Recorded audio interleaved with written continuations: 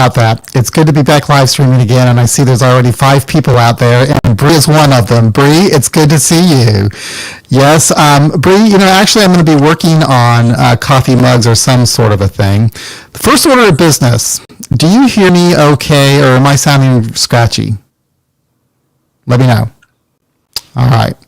Well, anyway, on with the show. So, welcome to Beyond Belief Sobriety. This is a live stream, a podcast, and a community. A community of people who are seeking a secular path to recovery from addictions of all kinds. And over here next to me is Mary. And Mary is from Savannah, and she's going to be helping me as a co-host as we do these live streams. And today we're going to get to know her through her story. All right. So they are telling me that I'm a little bit scratchy, and so I'll see if I can do something about that. I don't know. We'll work on that technical stuff a little bit later, I think. But Mary, how you doing? I'm good. I'm really happy to be here. Thanks. Good to have you here. And I'm a little bit nervous. I'm sorry. I'm a little bit nervous because I guess I always am nervous about audio stuff. Anyway, Mary. Yes. So, how do you feel about starting these live streams? Nervous. I've never done it before. Oh, I'm happy that the live stream is back because it meant so much to me during lockdown, and I really enjoyed listening to it. And I never did it. It was like a radio show for me on Friday nights, and I really loved listening to you and Angela just talk about random things, and I just loved it. It was just a place to go on Friday night, and I'm glad you're doing it again. Okay. I'm sorry, I was distracted with the... Yeah, I'm reading the comments too, so I'll turn my volume up. They're saying that I'm loud, and I just don't know what to do. Anyway, I can't worry about that. We're just going to go on with the and do our best. And I'm sorry that things are a little messed up there. But anyway, before we get going with your story, Mary, to get to know you, let's just do some real quick announcements. First of all, for anybody who might be coming upon this late, we do have, that's better, thank you, Bree. We do have now a private Facebook group for the Beyond Belief Sobriety podcast that you can join, and just go to Facebook and search for Beyond Belief Sobriety, and you will find our private Facebook group. I guess I can also put a link in there in the chat. I'll do that right now. Now that I'm hearing that the sound is better, I'm less nervous. Cool. Anyway, I'll just talk louder. Can y'all hear me now if I talk loud? Is this better? Someone said, Tyler said it's really, really low. Oh, I might be able to adjust that for you. Okay, thank you. Anyway, there's a link to our Facebook group, and I'll see if I can do something about Mary's audio real quick here. Is that better? Oh, good. Tyler, it's better? Thank you. Yeah, she's on her phone right now, and that might be part of it. So anyway, there we go. All right. And maybe the audio just kind of evens out after a while. Anyway, our first time back to podcasting, there's going to be a few snags. So there's our Facebook group. You can join that. Another thing, if you're not aware, we also have weekly meetings now for listeners of the podcast, and there's Zoom meetings, and I'll go ahead and post the Zoom information here for you. They're every Tuesday, and what we do is we have a guest, somebody who's been on a previous episode, come on, and they'll speak for about 20 or 30 minutes, and then we go around the room to give other people an opportunity to either ask a question or a comment about what they have to say. And this coming week, our guest is going to be Serge Pringle, who was on episode 239, and Serge is the author of the proactive 12 steps. And then on next week's episode is going to be Joanna Conti from Vista Research Group, and she's pretty interesting. She has a company that studies the outcomes of treatment centers, and she did that because her daughter had a really bad alcohol problem, was dying from it really, and she was searching for treatment centers, and she wanted to know what the success rates were for these various treatment centers, and none of them could tell them what their success rates were because none of them actually tracked results. So she started a company to get treatment centers to track their results, and she actually helps them do that. And then she also created a nonprofit which helps people find treatment centers that have proven track records of success rates and so forth. So it's pretty cool. And so that'll be coming up here real soon. And beyond that, we have, you can, if you ever wanted to have a one-on-one meeting with me, you can do that by visiting my calendar and booking a time. And I'll put that in there now. And I think that's it for announcements. I'm going to stop talking now. And what I'd like to do is have Mary just share her story of recovery as a way of getting to know her. And I'm sure that she'll say something that will prompt me to want to ask her some questions, or maybe prompt you to ask her some questions or comment on what she had to say. And then we'll open the phone lines up so people can call in and badger us. So, Mary, the floor is yours. Thank you. Can you hear me okay now? Good? Okay, thanks. Welcome. My name is Mary C. I'm an alcoholic. My sobriety date.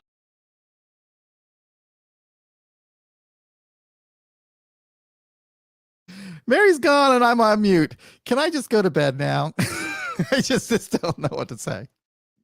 All right, it's just time to relax. So,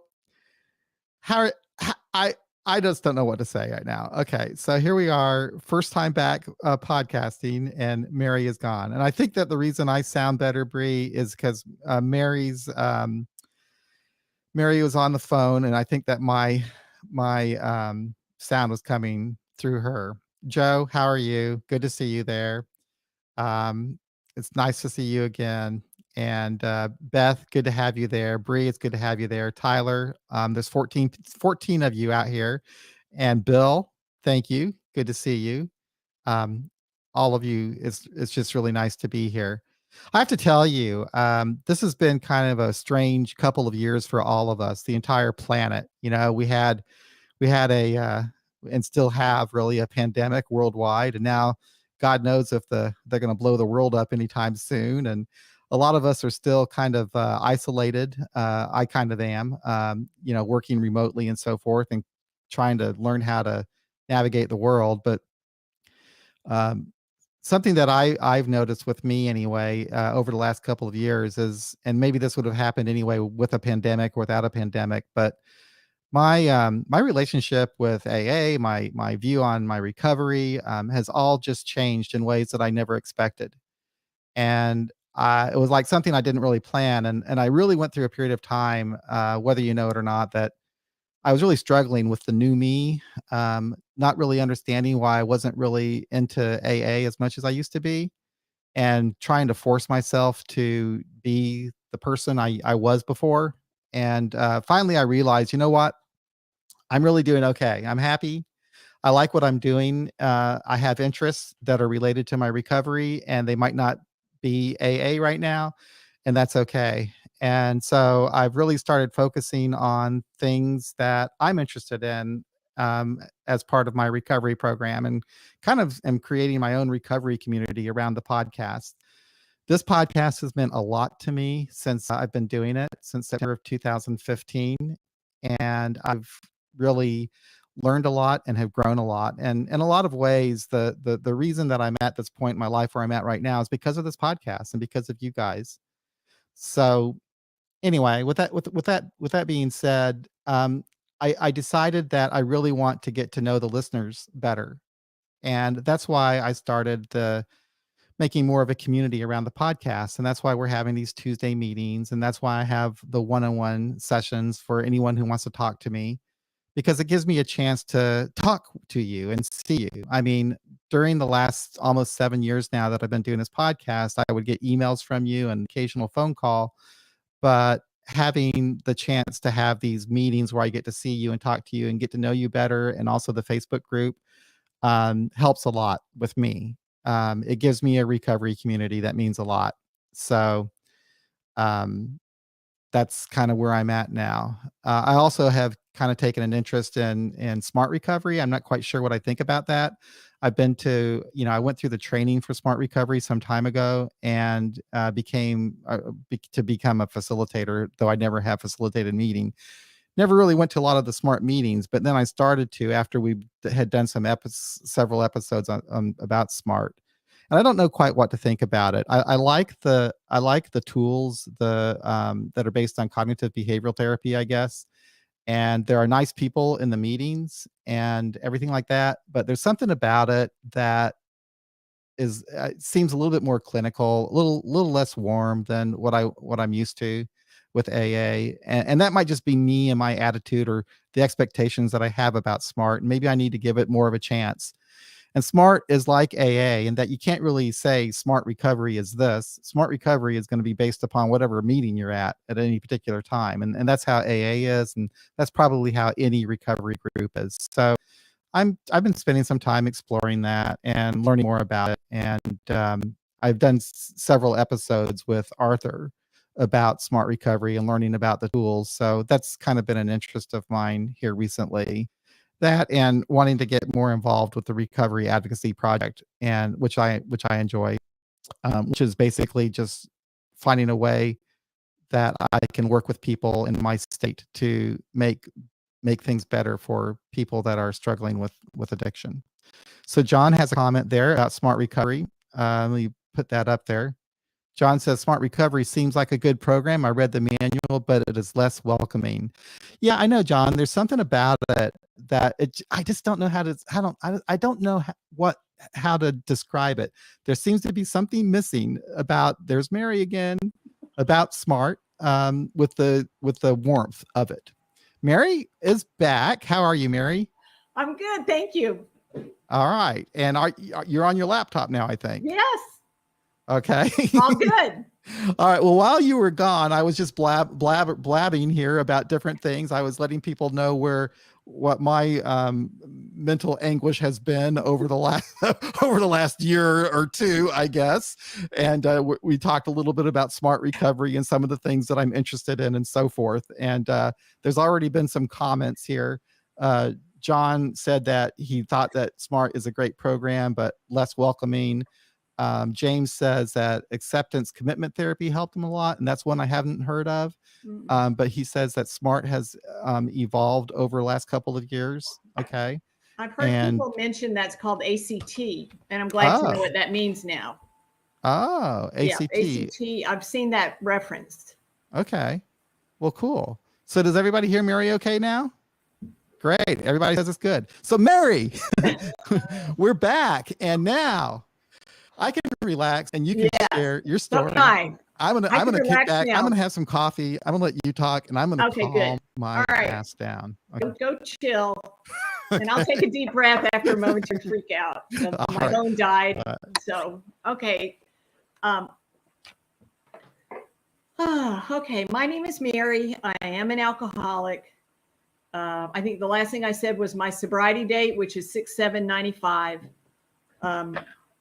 That was just doesn't mean anything. It just, to me, it means I got lucky that day. I pushed back from the bar and I decided I needed a meeting. So I still just have one day. That's how I look at it. I go to secular meetings. I'm still, I consider myself a part of AA, Alcoholics Anonymous. I'm working to change it from the inside.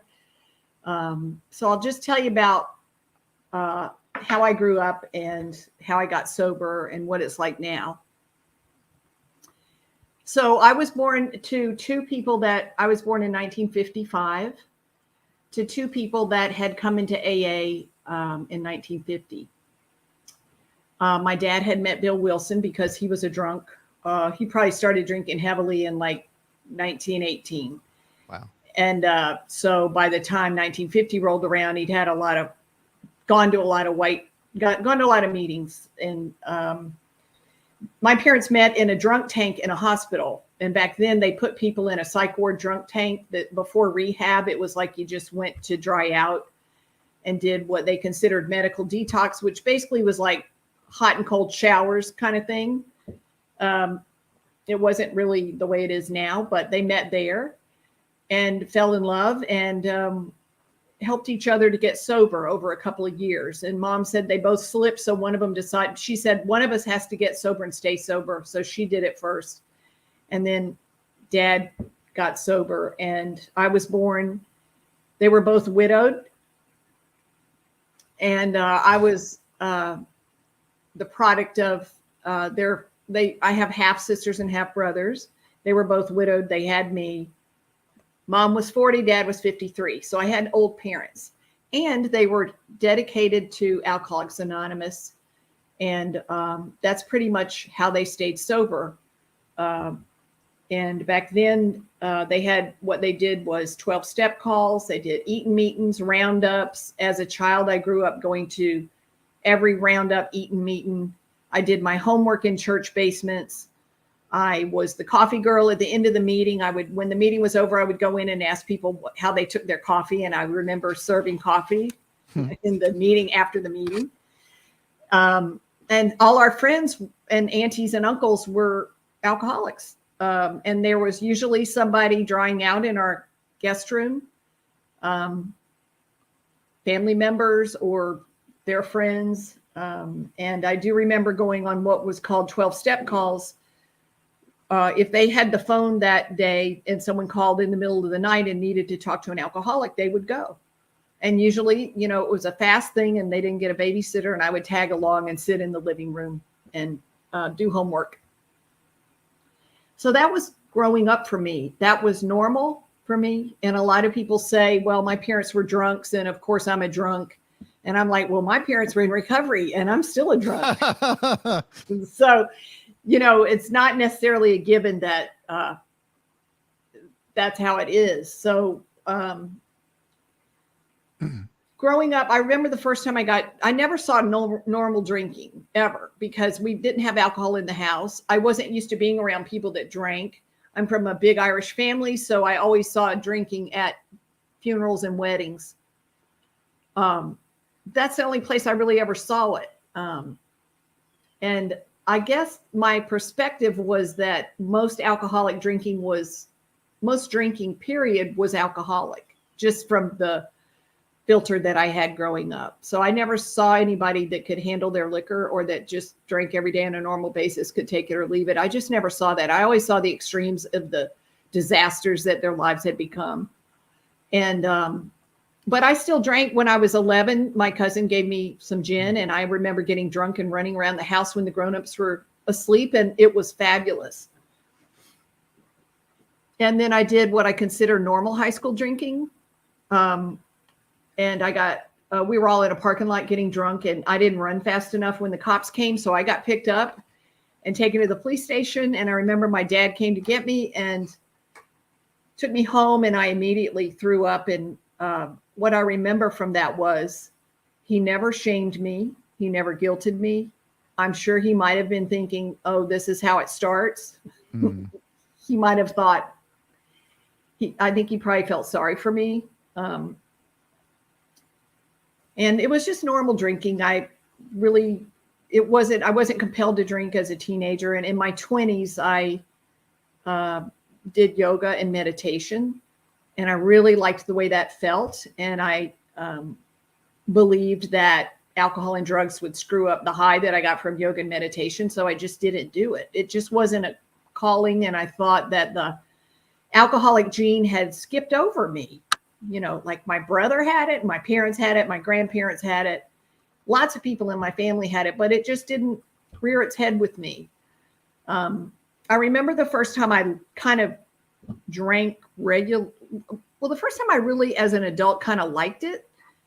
I was a waitress, and at the end of the shift, we would have to polish silver, and we would put a little amaretto in coffee and kind of drink that to get through. And I remember thinking that it was a tool in a way that I had never known that before. So I addicted in my 30s, and that's when I first experimented with drinking, because it's sort of part of the culture. You work really hard all day long, and then you're in a fabulous place, and you put your bags down, and you go to the bar, or you go to the pool, or wherever you go, and it's just sort of part of the culture of being an airline person on the road. And I just little by little drank a little more and a little more and a little more. And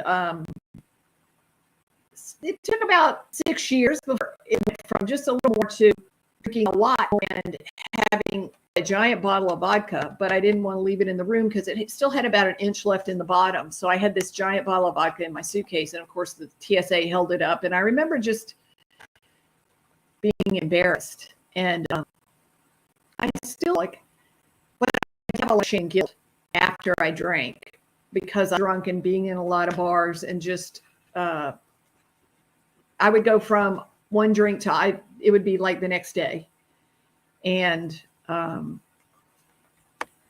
went on for years, and I would try to control it and say, I'm not going to go out Friday, or I'm going to go and have one drink, which we all know is ridiculous. And then I would say, well, I'll have 3. And all the things that we do to bargain with ourselves and to control my drinking. And I was miserable. And I was telling everyone I was fine. I was fine. I didn't want anyone to know I was drinking because it was just sort of a given that I should know better, really. So I went to a therapist and I told her what was going on. And she goes, well, I don't know, but with your heredity, you probably shouldn't be drinking. So then I started going to ACOA. I thought maybe that was my problem. And I did identify with ACOA. And I was hoping that I wasn't an alcoholic. I was looking so hard for the loophole. And I kept thinking, well, because you were raised by alcoholics and you've only seen it a certain way, maybe you're misdiagnosing yourself. And what I was thinking, this was in like 1995, I was thinking, I don't want to say I'm an alcoholic and take a white chip because I know what that means. And I'm going to screw myself out of all the baby showers, the weddings, the funerals. And the thing I was most worried about not being able to get drunk on was midnight 1999. And this was like 5 years prior. And so if that's not alcoholic thinking, I don't know what is. I mean, most people that drink normally don't think that. So I wanted to be sure that I was an alcoholic, and I really was. I knew for 5 years I was an alcoholic before I took a white chip. I just wasn't ready to never do it again. I just wasn't ready. And I was in a Washington, D.C. bar around St. Patrick's Day and with another flight attendant friend. And I had a breakup and I was about to get loaded. And she just looked at me, and I'll never forget this. She just said, I don't think you should be doing that. And something about that just clicked.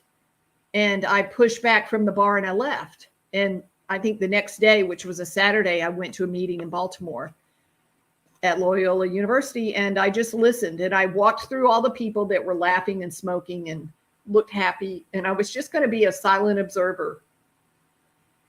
And I was for a long time. And I started hearing some things I thought applied to me.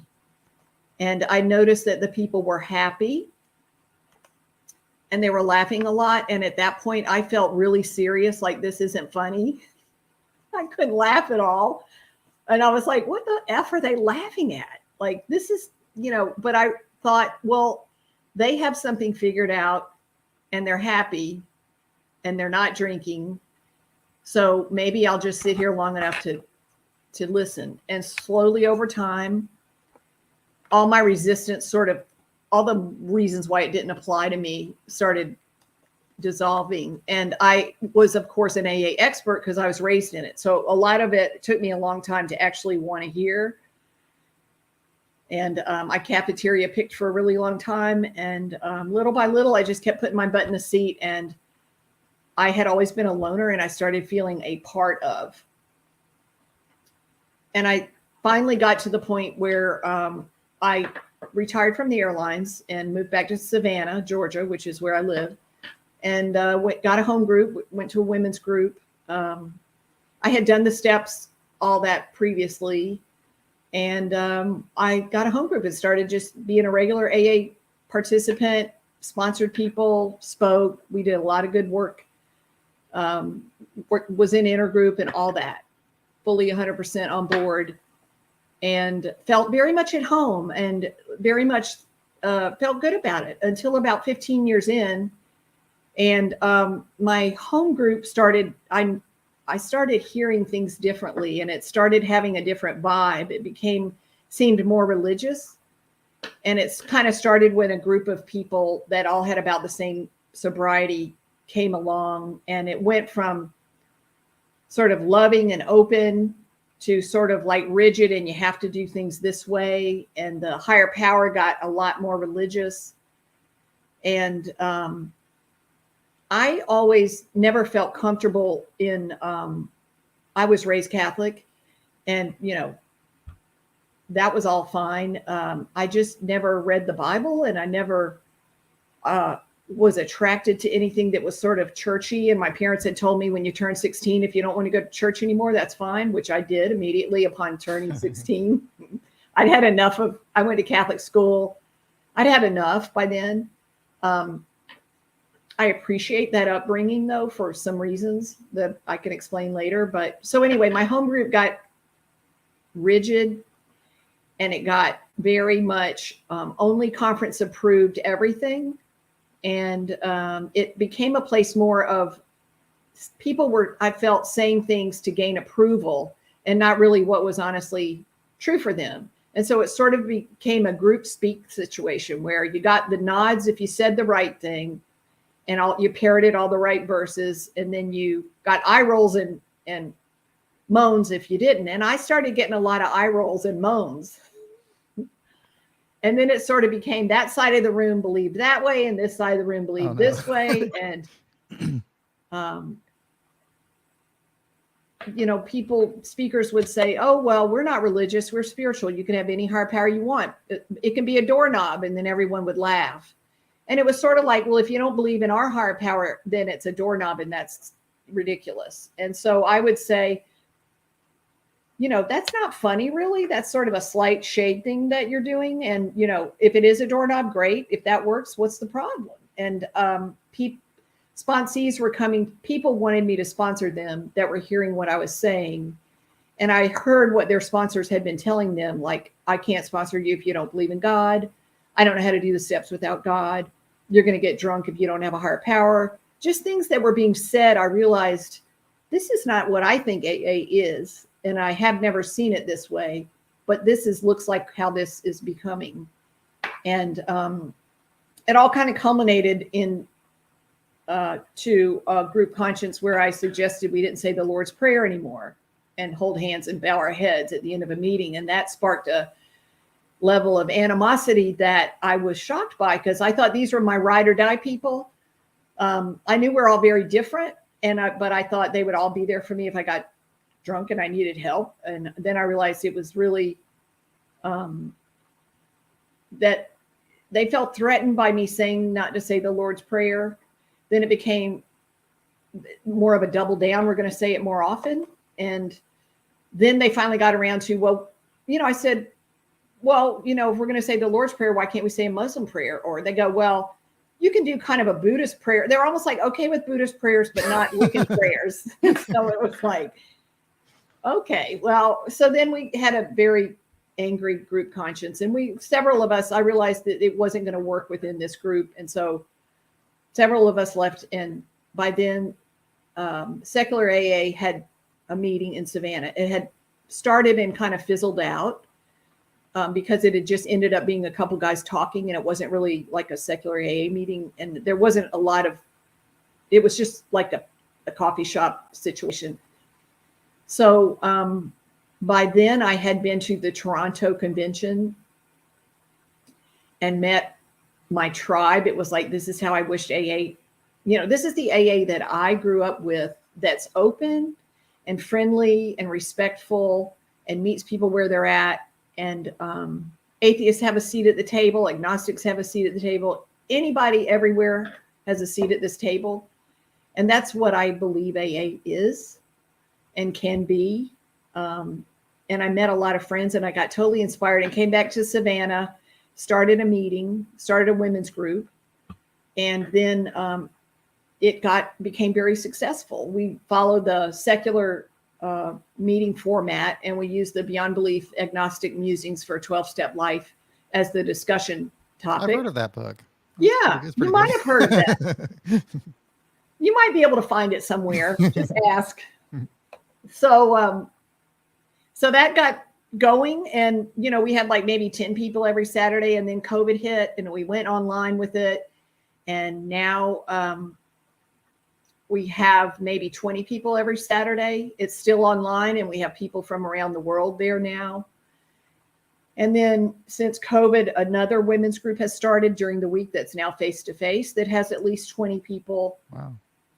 25 sometimes, same secular format.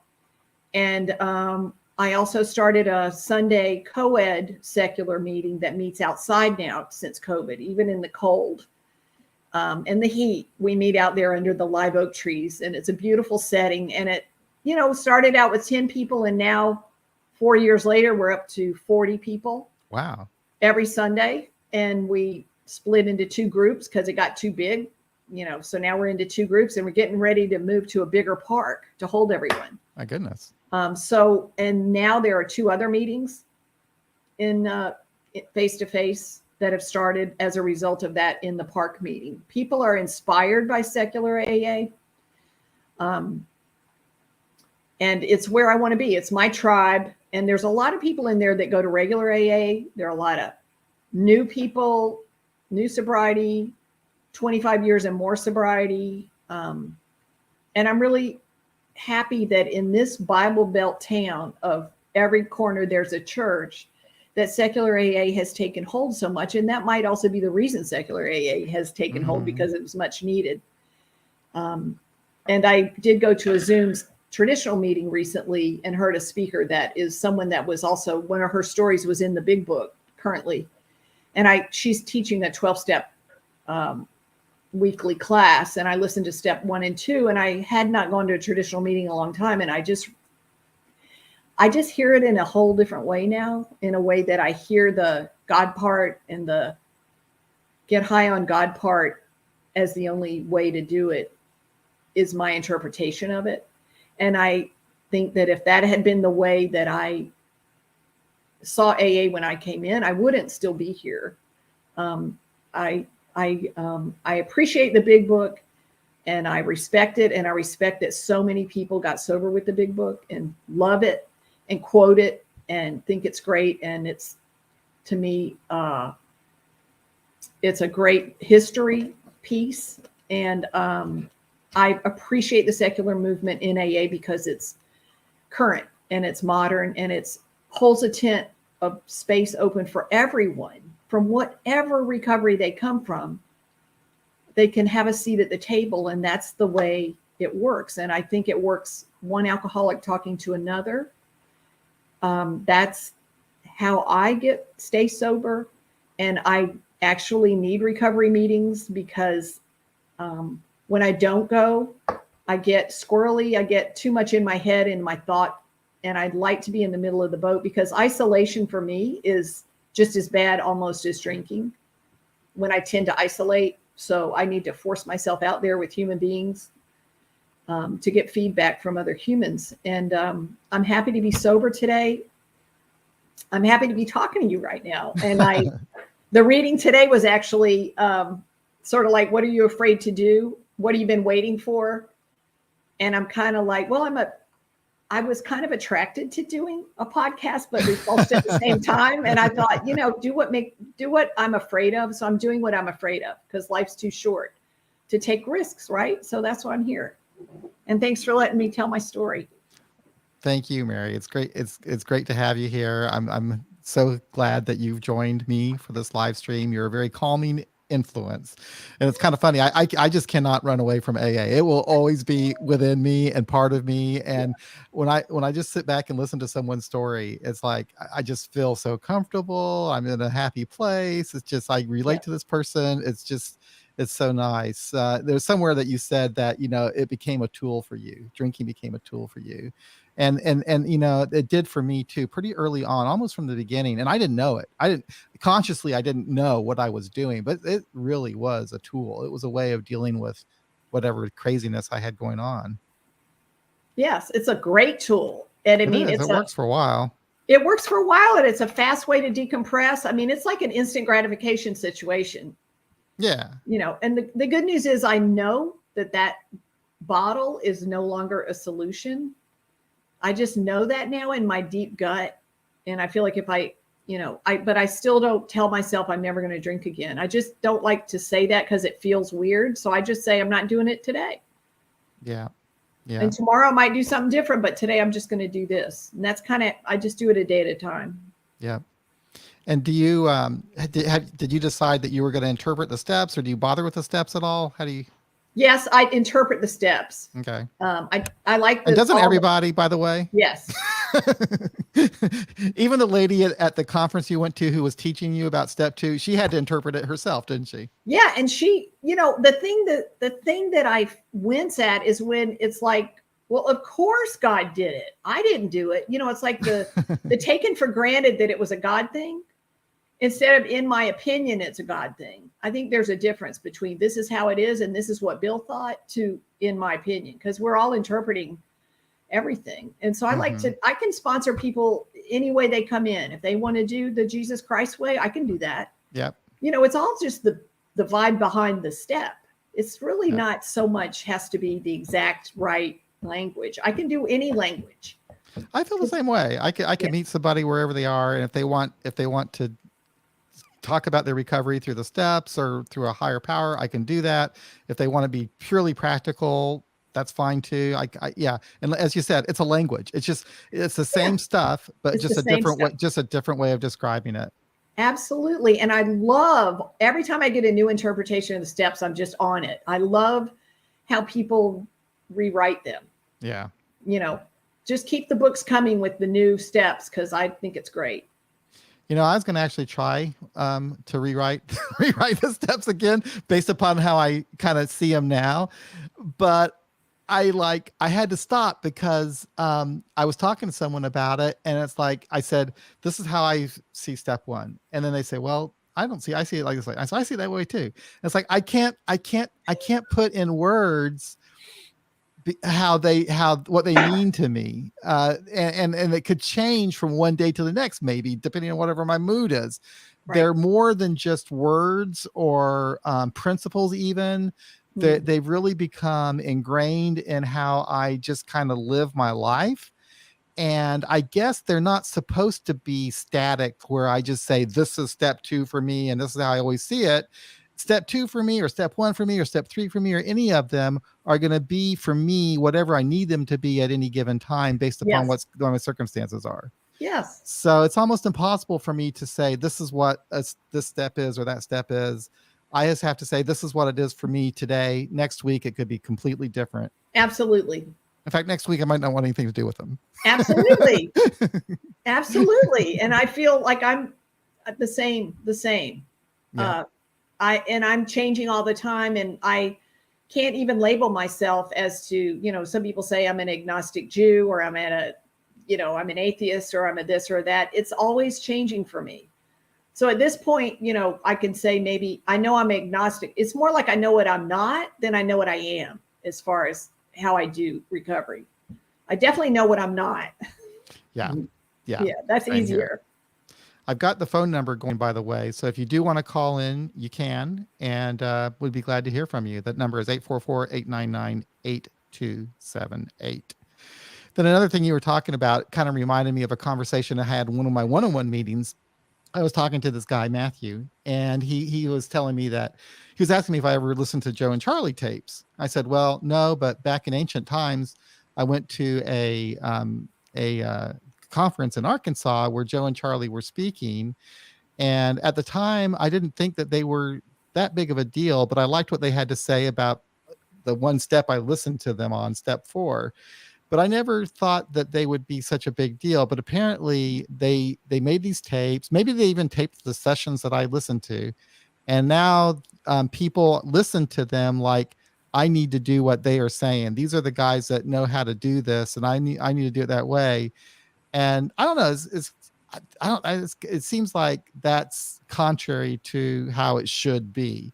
It should be, don't do it Joe and Charlie's way, but figure out for yourself what it is, what your way should be. And maybe people will eventually. Maybe they'll try to do it like Joe and Charlie did it, and then decide, well, I can't do it. Whatever. I don't know. But Well, I just say whatever keeps you sober. yeah. Like Joe and Charlie could not do it for me. And I know they are revered. Yeah. I just, rigidity and like, you have to do it this way, exactly this way. If, you know, my whole life, whenever people were talking about something and they all agreed on a thing, an opinion, I always had the opposite opinion. Yeah. So I just now am confident in that I have a sense of integrity now that I'm not drinking anymore. So I can kind of just be confident in whatever phase I'm in. But the one thing I know is that I can't drink. Yeah. And then the rest of it is just a learning process and big, giant experiment. Yeah, it truly is. You know, there have been a couple of comments that I put up real quick, but probably we should talk about them a little bit. Barb right now, she says that if I have a label, it would be seeker, always looking for something new to improve my way of relating to the world. That's beautiful. Yeah. Yeah. Oh, we got a caller. Someone from, I know who this is. It's from New Brunswick, Canada. That has to be Tyler. Hey, Tyler. I think. Hey, John. How you doing? Thanks for picking up here. Oh, I'm doing great, and I really appreciate your starting up the live chat again. And you know, I just wanted to chime in and say that I'm really happy with what you're doing with the community. And you know that I've been a big fan for a while, but you know, now I really do feel more part of the community too. So I really appreciate that, and I want to welcome Mary to that community too. And just something when I was listening to Mary, something I heard you say that's really important to me. When you mentioned about meeting people where they're at, that's becoming really important for me. And you're just mentioning about a learning process and this being a big experiment. And you know, to put it in context, I've been experimenting with AA for a number of years, and I recently celebrated 3 years of sobriety, and I'm coming to a point now where I'm shifting my focus a bit and starting more to help others, and actually become officially a sponsor for the first time just a little while ago. And what is really important to me, and that I expressed to this young man, was I'll make a deal with him that I'll meet him where he's at, as long as he's honest about where he's at with me, and we will work on these things together. And you know, I can share my experience with him, and the stuff that I don't have experience with, I'll be honest with him, and we'll figure it out together.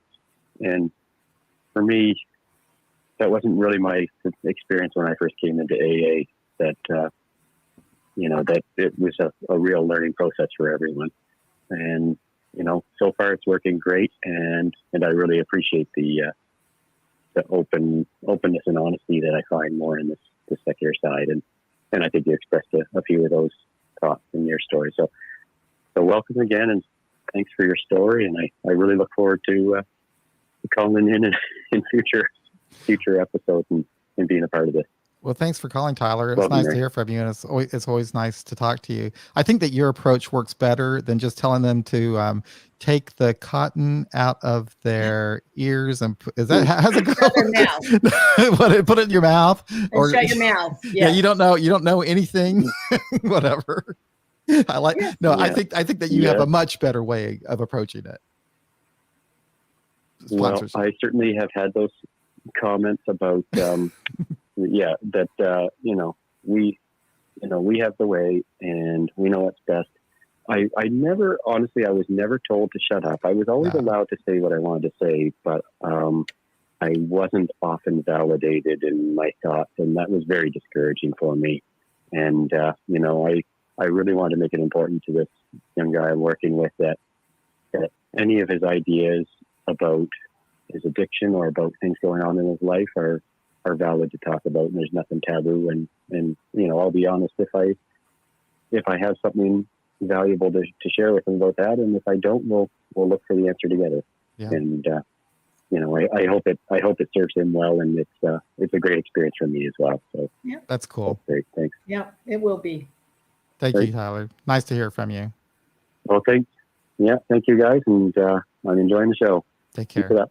Bye-bye. It was nice to hear from Tyler. Now I'm going to go back to some comments here that people had been posting, and I had kind of scrolled over real quick. First of all, going back to Maga Dassings, they said that their sponsor 32 years ago directed them to a therapist. That's great. 32 years ago they did that. Yep. That's very interesting. You ran into just the right person, because I wasn't being told that, and that would be helpful. Yes, it would be.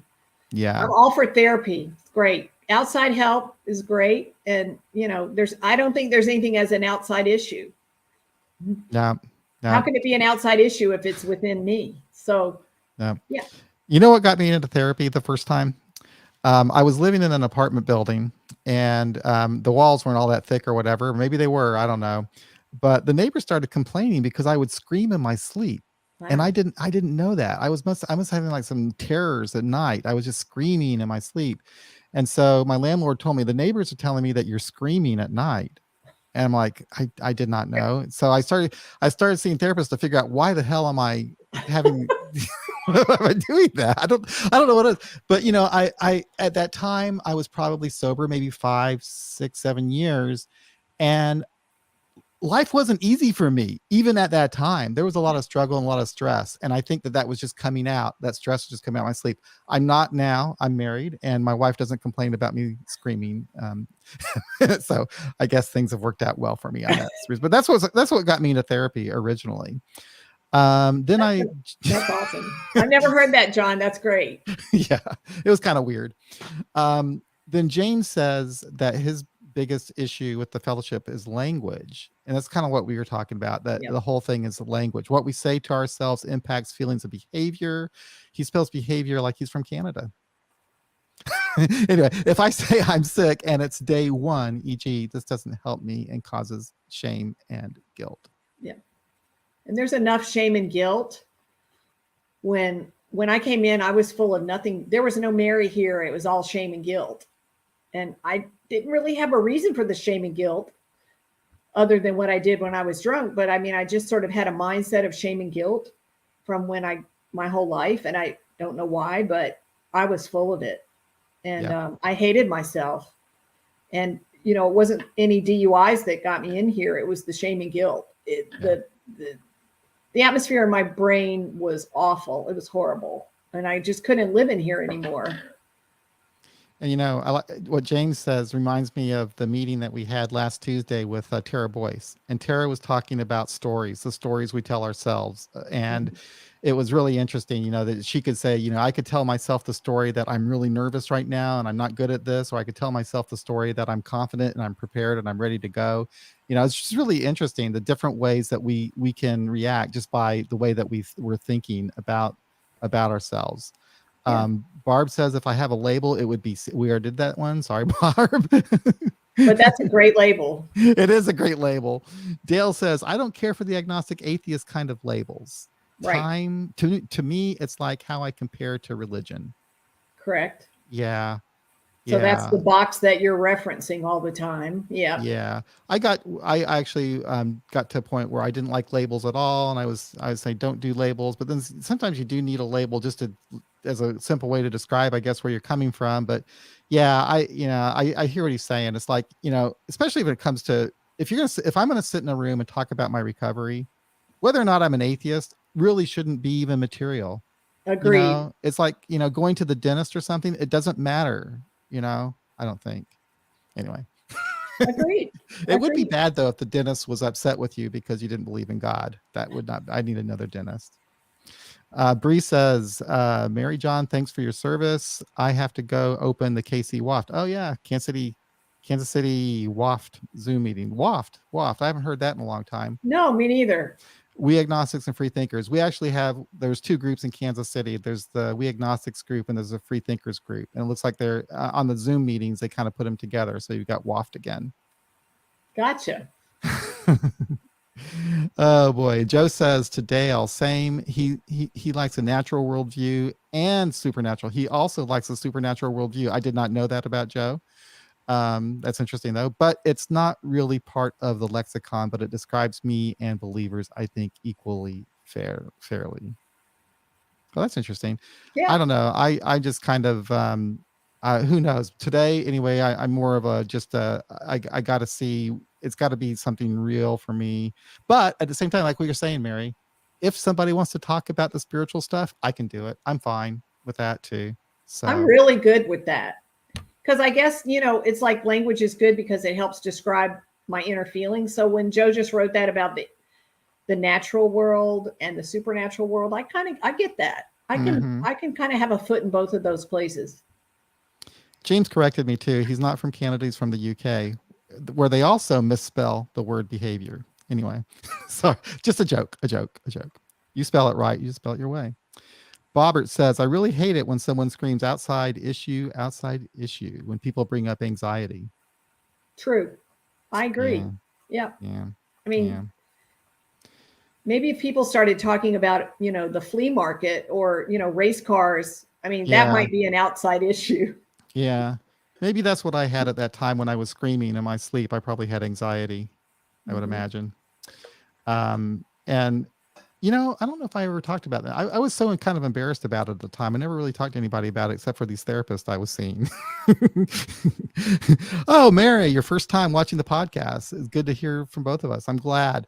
And Mary, I'm sorry we had a little bit of a rough start, but that's okay. That's okay. We'll iron all that stuff out in the future. This is a lot of fun. I enjoy doing this. You know what? I like this time better, actually. Saturday, I'm rested. I'm not like just rushing here after work. I'm not tired. I'm feeling good. I'm having my coffee, just doing great. So welcome, Mary. It's good. And it's good because it's 5:00 in the UK. Yes. So people in the UK can join us. Yes. Awesome. Dale, I love AA fellowship, but most of my personal growth comes from my time with my therapist. How about that? I did not know that about Dale. I see her twice a month and love her to death. Yep. Yeah, I know. That's really interesting. I think that for a long time, most of my personal growth did come from AA because it was new, to me. Everything was new. Just having an introspective kind of view of myself, thinking about, how I'm reacting to events going on was new. Trying to be honest. All this stuff was kind of new to me. And so that was probably a large part of my growth for a long time. Maybe it's not so much now. Maybe it's now more conversations I have with people, books I read, things along that line at this point in my life. Yeah, everything changes because we're changing. Yeah, and we can't help that either. No. When change comes, it's really unsettling. Even if it's a positive change, like what I had been going through, it was really a positive change, but I was like fighting it still, wanting to be the person that I was at one time. Yes. Wow, look at all this stuff, all these comments. Anything that disturbs my contentment is an inside issue for me when sharing at meetings. Agreed. And I think that Bobbert says misses the podcast. And this time of day is better. I agree. I agree totally. So. And I also want to say I loved listening to you on Friday nights just because it was the end of the work week. Yeah. And I could just finally get in my chair with a cup of tea and listen to you guys, but I see where it's probably a better time for everyone. And also I just want to mention that I loved Angela and you together. And I know Angela leaves huge shoes to fill. Oh, she was brilliant. She read a lot of books. She read much, much, much more than I do. She knew. And she remembers what she reads. That's the point. And she can spit it out. She knew a little bit about a lot of stuff, and I really appreciated her input. And so I was doubly scared to do this because following behind her and, so I can't be Angela. I could just be Mary. Yeah. So that's what I'm going to do. And you're fine. I used to tell Angela, you're amazing. You remember these things that you've read. I don't remember anything I read. It's terrible. Anyway, so Mary, so for next week, we were talking about what we want to do for these live streams, and we were thinking a couple different things. We could have guests, we could have topics. What else were we talking about? We could talk about books. We could talk about movies even, those that'd be good. Yeah. I love movies. Now I did reach out to a guy in South Africa to invite him because he wanted to be a guest on the podcast. I thought, well, maybe you might be interesting for the live stream. So if he responds, then maybe he would be our guest for next week. but we might want to have a backup topic or something just in case he doesn't show up. But his story is he's from South Africa, and he has ADD, with adult attention deficit disorder, Correct. ADHD, and he has to take medication for it, and it helps him immensely. Well, he's an NA member, and apparently the NA in his area gives him a hard time for taking his medication for ADHD. So anyway, this guy, he's also an entrepreneur, and he started a treatment center and a podcast and a YouTube channel that focuses on people with dually diagnosed issues. So someone who might have an addiction problem and also a problem with depression or ADHD, something along like that, which is probably all of us, I would think, that, who doesn't have some other problem, I don't know. Correct. Yes. So that sounds great. Yeah. Yeah. So, I'd love to hear how he's evolved with that.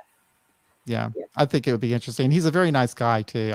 I met him through one of the one-on-one meetings he scheduled with me, and I had a chat with him, and really, really enjoyed that talk with him. And I thought, well, yeah, it'd be nice to have you on an episode. And then he was sick for a couple of weeks, and then he told me that he's better. So I sent him an email. I said, well, why don't you just see if you can do the live stream, because it's a decent time for him in South Africa. So we'll see. Good. We'll see. That'd be great. Yeah, that'd be fun. Yeah. So I think authors and guests, and I mean, I have a lot of people just from here in Savannah that I would love to hear from, that I think could benefit a lot of people. And I mean, I would love to hear from artists in recovery. There's a meeting in Manhattan. Oh, I don't know if you ever had them on, but I'd love to. I haven't, but I knew that there was an artist in recovery in Arkansas, but I didn't know they had another one. Yeah, there's one in Manhattan, I think, that I know people go to. So I'd love to hear from them. I mean, there's so many topics and people and things that we could talk about. There are. It's endless. It's endless. We have a rich world of secular recovery options. There's no doubt about that. And that is a wonderful, wonderful thing. Yeah, it is. Yeah. So we're coming up on an hour now. And by the way, too, for those of you who are listening and or watching or both, if you would like to be a guest on the live stream, send me an email, or go to the website beyondbeliefsobriety.com and go to the be a guest on the podcast, or send me an email at john@beyondbeliefsobriety.com, or contact me on social media or whatever. You can be a guest, or if you have an idea for a topic or something like that, let us know. We can always talk about that. So it's been a lot of fun, Mary. Thank you so much. Yeah, we did it, John. Even with this giant snafu, we're here. Yeah, it worked out well. So I'm going to see if I can play some outro music, if I can find it. I don't have any outro music on this one, do I? Oh, here we go. Maybe this might work. We'll see. Well, we'll just do this. Hey, Lisa Kim. Good to see you. Welcome. I don't know if you've been here all the time or not, but it's good to see you there. And Dale again, and Barb, and Joe, and James, and Bree. It's been a lot of fun. So we'll be back next week, Saturday, possibly with a guest all the way from South Africa. So y'all take care. Be well. We'll be talking to you again very soon.